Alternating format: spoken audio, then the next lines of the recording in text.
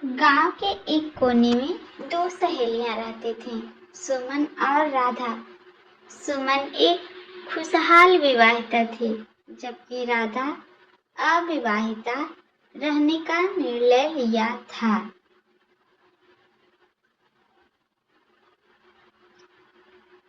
सुमन की शादी बहुत धूमधाम से हुई थी। उसके पति रमेश एक अच्छे स्वभाव के व्यक्ति थे और सुमन को बहुत प्यार करते थे। सुमन का दिन घर के कामों और अपने परिवार की देखभाल में बीतता था। वह अपने सास ससुर का भी ख्याल रखती थी और अपनी गृहस्थी सहेज कर रखती थी। सुमन को रमेश से कोई शिकायत नहीं थी। वह उसके हर फैसले में साथ देते और उसकी हर खुशी का ध्यान रखते थे। शादी के कुछ साल बाद उसके घर में एक प्यारी सी बेटी का जन्म हुआ, जिससे उनकी खुशियों में और भी इजाफा हो गया। वहीं दूसरी तरफ राधा थी, जिसने अपनी जिंदगी को अपने तरीके से जीने का निर्णय लिया या फैसला किया। राधा बचपन से ही बहुत महत्वाकांक्षी थी और हमेशा कुछ बड़ा करना चाहती थी। उसने अपनी पढ़ाई पूरी की और एक बड़ी कंपनी में काम करने लगी। राधा का सपना था कि वह अपने खुद के दम पर कुछ बड़ा करे।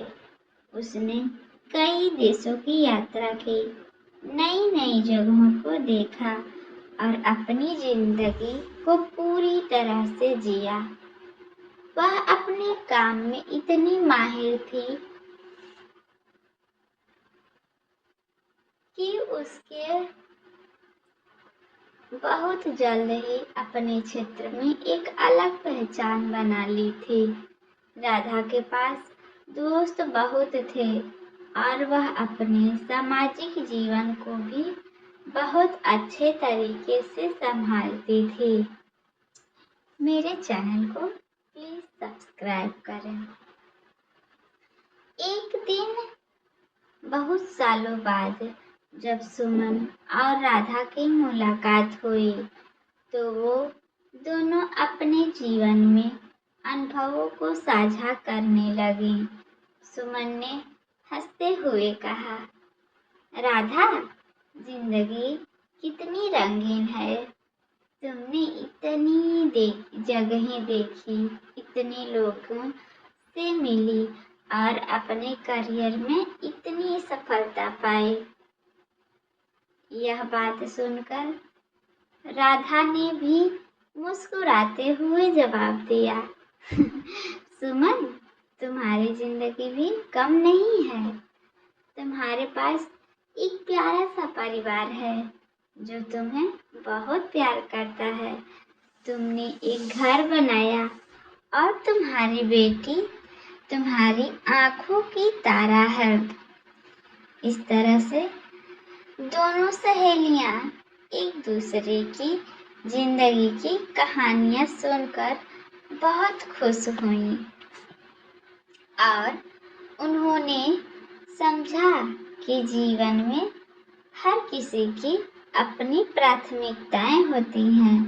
सुमन को अपने परिवार के साथ रहने में खुशी मिलती थी, जबकि राधा को अपने काम और यात्राओं में दोनों ही अपने अपने तरीके से खुश और संतुष्ट थीं अपने काम को लेकर।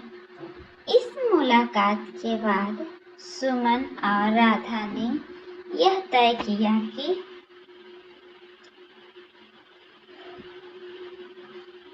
वे हर साल एक बार जरूर मिलेंगे और अपनी जिंदगी के नए अनुभवों को एक दूसरे के साथ साझा करेंगी। इस तरह दोनों सहेलियां अपनी अपनी राह पर चलते हुए भी हमेशा एक दूसरे के साथ बनी रहीं और अपने जीवन को खुशी खुशी जीती रहीं।